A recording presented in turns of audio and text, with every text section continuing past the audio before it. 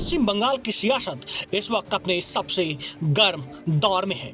चुनाव नजदीक हैं और मैदान में सिर्फ रैलियां ही नहीं बल्कि आरोपों और दावों की भी जोरदार जंग छिड़ चुकी है। एक तरफ तृणमूल कांग्रेस अपनी उपलब्धियों का रिपोर्ट कार्ड लेकर जनता के बीच है, तो दूसरी तरफ बीजेपी ने चार्जशीट के जरिए ममता बनर्जी सरकार पर सीधा हमला बोल दिया है। यही रिपोर्ट कार्ड बनाम चार्जशीट अब बंगाल की राजनीति का सबसे बड़ा मुद्दा बन चुका है। केंद्रीय गृह मंत्री अमित शाह ने कोलकाता में अभियोगनामा जारी कर ममता सरकार के 15 साल के शासन पर सवाल खड़े किए। बीजेपी का आरोप है कि इस दौरान राज्य में भ्रष्टाचार, कानून व्यवस्था की कमजोरी और घोटालों का बोलबाला रहा। आरजी कर अस्पताल की घटना, संदेश खाली विवाद और कथित दंगों का हवाला देकर बीजेपी ने कानून व्यवस्था पर गंभीर सवाल उठाए हैं। इसके अलावा एसएससी भर्ती घोटाला, कोयला और मवेशी स्कैम जैसे मुद्दों को भी जोर शोर से उछाला जा रहा है। बीजेपी का दावा है कि 26,000 नौकरियां भर्ती घोटालों की वजह से खत्म हो गईं और युवाओं का भविष्य दांव पर लग गया।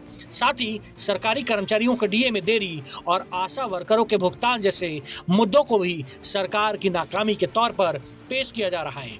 बीजेपी ये भी आरोप लगा रही है कि राज्य में राजनीतिक हिंसा के चलते 250 से ज्यादा बीजेपी कार्यकर्ताओं की मौत हुई है। वहीं तृणमूल कांग्रेस इन आरोपों को सिरे से खारिज करते हुए अपनी उपलब्धियों का रिपोर्ट कार्ड सामने रख रही है। लक्ष्मी भंडार योजना के जरिए महिलाओं को आर्थिक सहायता, स्वास्थ्य साथी के तहत मुफ्त इलाज और दुआरे सरकार के माध्यम से घर घर सरकारी सेवाएं पहुंचाने को टीएमसी अपनी सबसे बड़ी उपलब्धि बता रही है।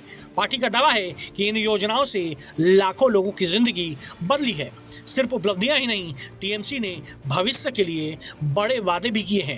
यूनिवर्सल लक्ष्मी भंडार, 10 लाख तक हेल्थ कवर, 10 लाख नौकरियां, 200 यूनिट मुफ्त बिजली और सीनियर सिटीजन के दिए पेंशन जैसे वादों के जरिए पार्टी जनता को अपने पक्ष में करने की कोशिश कर रही है।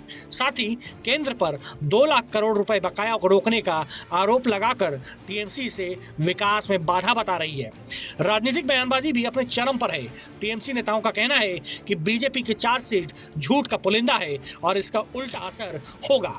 वहीं बीजेपी का कहना है कि वो जनता के सामने सच्चाई रख रही है और चुनाव में इसका जवाब जरूर मिलेगा। कुल मिलाकर बंगाल की लड़ाई अब सिर्फ चुनावी नहीं बल्कि नैरेटिव की जंग बन गई है। एक तरफ काम और योजनाएं तो दूसरी तरफ आरोप और सवाल। अब फैसला जनता के हाथ में है और वो रिपोर्ट कार्ड पर भरोसा करती है या चार्जशीट पर।